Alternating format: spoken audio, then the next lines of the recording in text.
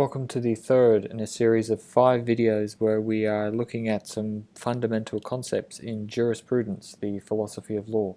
In this video we are going to look at legal positivism.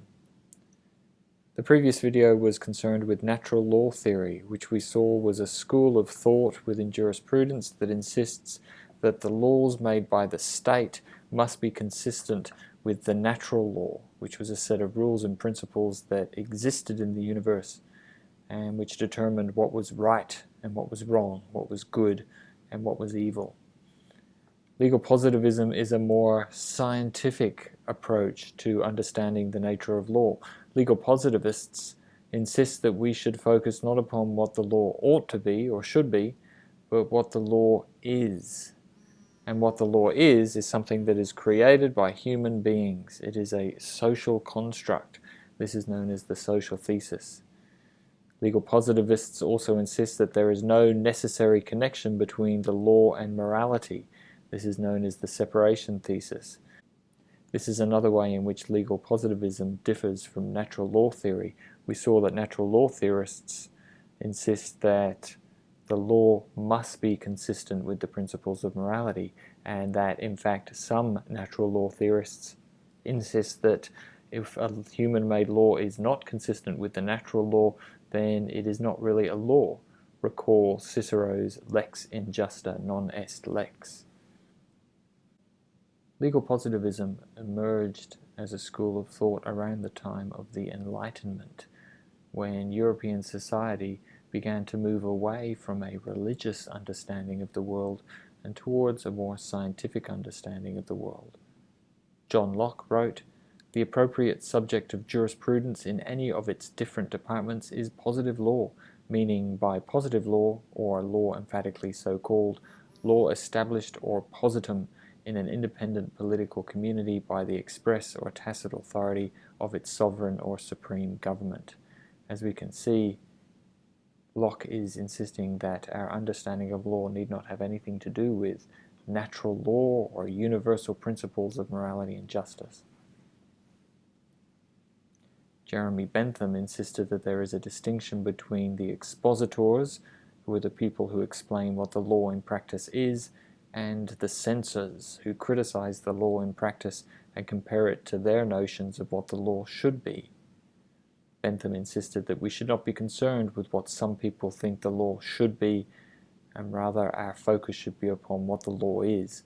The purpose of the philosophy of law is to explain the real laws of the expositors, not the criticisms of the censors.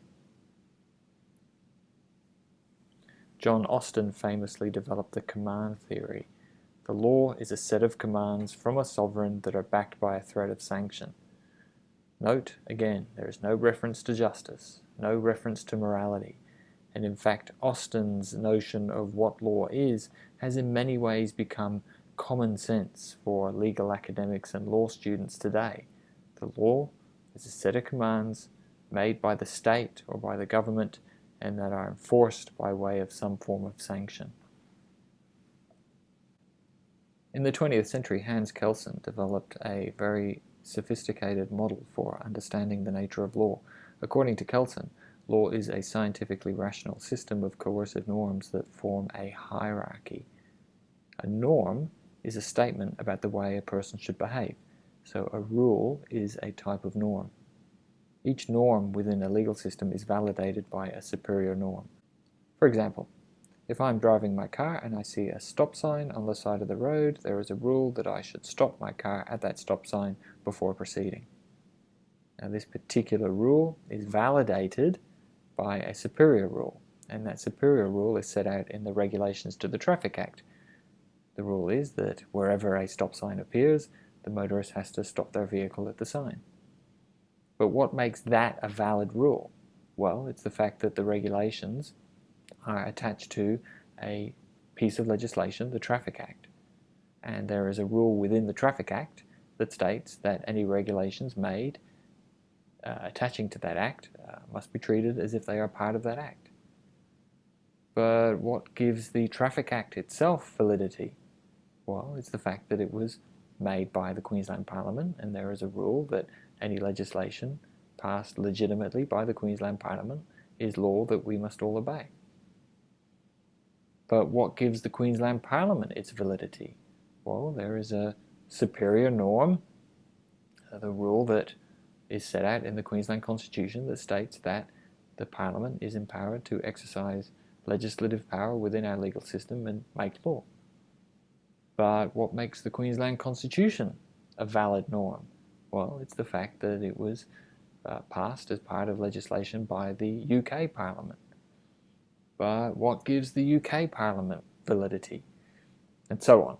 So every rule is validated by a superior rule within a hierarchy of rules. Now, the ultimate norm, from which every legal norm deduces its validity, is called by Kelsen the Grundnorm, the highest basic norm. And what is the Grundnorm? Well, for Kelsen, it differs from legal system to legal system and is ultimately a non-legal, usually a historical or political event or situation.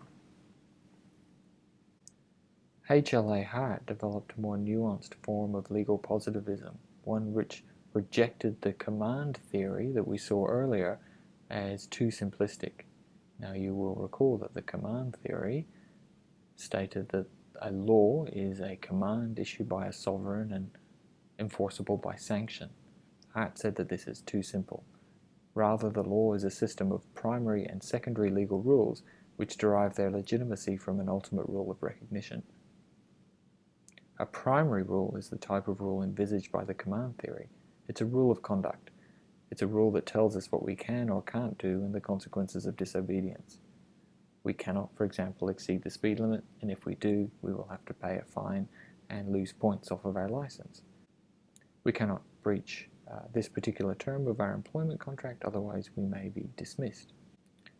According to Hart, however, there are many rules within a legal system that are not primary rules.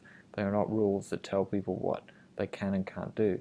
Instead, they are secondary rules, rules that regulate the creation, extinction, and alteration of primary rules. Most of contract law, for example, is comprised of secondary rules rather than primary rules. Hart's rule of recognition determines the ultimate validity of a primary or secondary rule. It derives its own validity from being accepted and adhered to by legal officials. Hart did have something to say about the relationship between law and morality.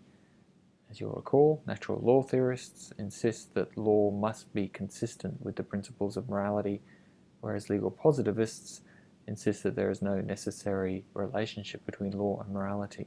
Hart was a legal positivist, but he did insist that laws have a minimum moral content to encourage adherence. In other words, an immoral law is less likely to be obeyed by the citizens.